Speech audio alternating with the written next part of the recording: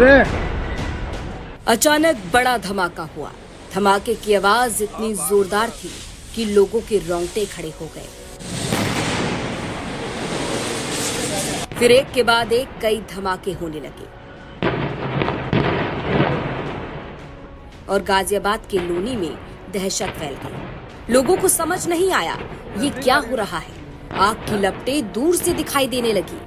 फिर सुबह लगभग 4:30 बजे फायर सर्विस टीम को फोन आया कि एक गैस सिलेंडर से भरे ट्रक में आग लग गई। इसके बाद कई सिलेंडर्स दूर दूर तक छिटक कर फटने लगे। गाजियाबाद के थाना टीला मोड़ क्षेत्र के भोपुरा चौराहे के पास एक एलपीजी सिलेंडर से भरे ट्रक में अचानक भीषण आग लगी। इस आग से ट्रक में रखे कई दर्जन सिलेंडर फटकर धमाकों के साथ दूर दूर तक जाकर गिरने लगे। गैस सिलेंडर्स में हो रहे जबरदस्त ब्लास्ट और धमाके की तेज आवाजों से इलाके के लोग भी दहशत में आ गए। घटना की जानकारी जैसे ही मिली तो फायर सर्विस की कई गाड़ियां मौके पर पहुंची और आग बुझाने की कोशिश की गई।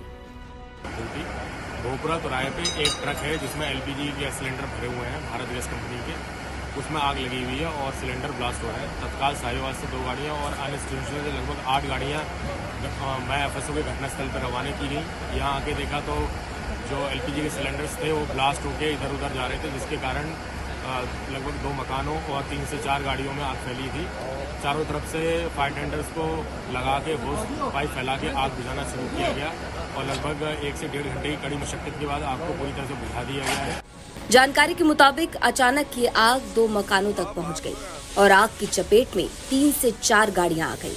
आप तस्वीरों में देख सकते हैं और सुन सकते हैं कि कैसे एक के बाद एक कई धमाके हो रहे थे।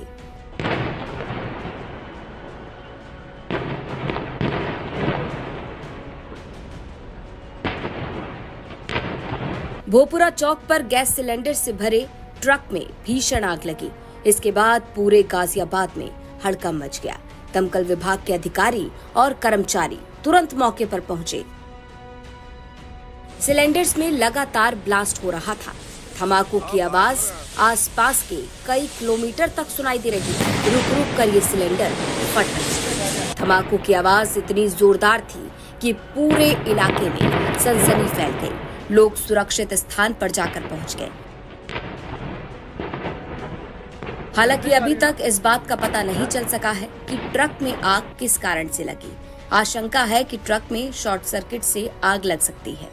फिलहाल घंटों की मशक्कत के बाद आग को बुझाया गया। गाजियाबाद से